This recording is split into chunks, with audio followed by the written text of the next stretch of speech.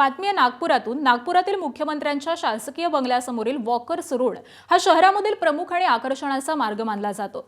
नैसर्गिक हिरवळ आणि सौंदर्यीकरणासाठी लावण्यात आलेल्या फुलझाडांमुळे नागरिक मोठ्या संख्येने इथं मॉर्निंग वॉकसाठी येतात। मात्र तीव्र उन्हाळा आणि महापालिकेच्या दुर्लक्षामुळे या मार्गावरील अनेक झाडं, विशेषतः लहान रोपटी वाळू लागली आहेत।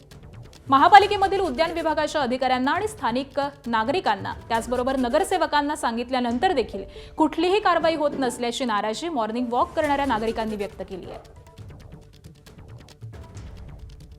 सर, मी इथे या वॉकर स्ट्रीट मागील 30 वर्षापासून वॉकिंग करायला येतो, सकाळी आणि सायंकाळी। मी हे पाहिलेलं आहे की इथे गव्हर्नमेंटने खूप सारे झाडं लावले, लाखो रुपये झाडं लावले इथे, परंतु त्या झाडांना पाणी टाकण्याकरता एकही टँकर दिवसभरामध्ये येत नाही।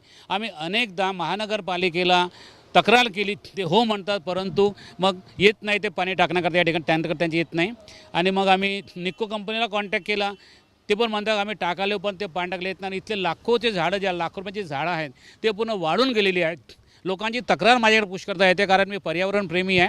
या वॉकर स्ट्रीट जवळपास आमच्या ग्रुपने, आमचं राष्ट्रीय फाउंडेशन आहे, आम्ही 200 वर झाडं लावलेली आहेत, परंतु तिकडे एकच अभाव आहे, पाण्याचा अभाव आहे, मेंटेनन्स पूर्ण शून्य आहे। दुरून दुरून आपल्याला ऑक्सिजन मिळते म्हणून लोक सकाळी येतात, पण त्याच्यामुळे त्यांना ऑक्सिजन मिळत कुठे आहे, पाणी कुठे आहे झाडांना? झाडं सुकलेले आहेत, हिरवळगार होतं, ते काहीच नष्ट झालेलं आहे इथलं।